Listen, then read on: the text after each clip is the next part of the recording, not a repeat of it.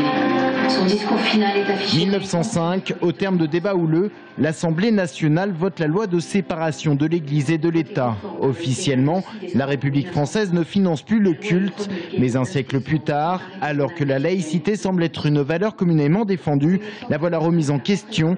Affaire du voile à l'école, financement direct de communautés religieuses par le biais d'associations culturelles, affaire des cantines ou des piscines, la République doit faire face à la montée du communautarisme.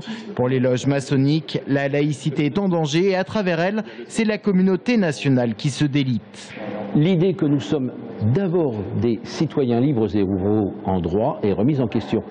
Beaucoup de jeunes se définissent aujourd'hui d'abord par leur appartenance ethnique ou par leur appartenance d'origine.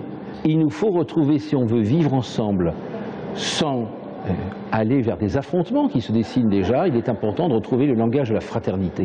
La laïcité, une des valeurs suprêmes de la République. Certains élus ont même tenté de l'adjoindre sur le fronton de leur mairie à la trilogie républicaine.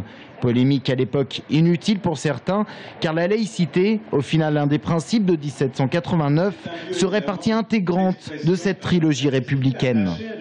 Nous sommes libres de penser par nous-mêmes. La laïcité, c'est la liberté, mais c'est aussi l'égalité, l'égalité des droits. Et puis, en troisième lieu, la laïcité, c'est aussi la fraternité, c'est-à-dire la cohésion sociale, la paix sociale. La loi de 1905, une loi d'avenir pour les francs-maçons et non pas une loi du passé. Pour Patrick Kessel, journaliste et ancien grand maître du Grand Orient de France, il faut l'inscrire dans la Constitution afin de mieux garantir la laïcité. Aujourd'hui, un certain nombre de décisions juridiques, un certain nombre d'arrêts du Conseil d'État, un certain nombre de pratiques des conseils municipaux, des conseils régionaux, aujourd'hui, permettent de contourner la loi de 1905. Constitutionnaliser la loi de 1905, François Hollande l'a promis. Problème, le statut de l'Alsace-Moselle, régi encore par le Concordat de 1801. La République y finance des cultes reconnus, un coût de 60 millions d'euros par an environ. Le président de la République souhaite donc inclure dans la Constitution l'exception pour l'Alsace-Moselle. Impossible pour la franc-maçonnerie, c'est à l'Alsace de renoncer à son statut d'exception.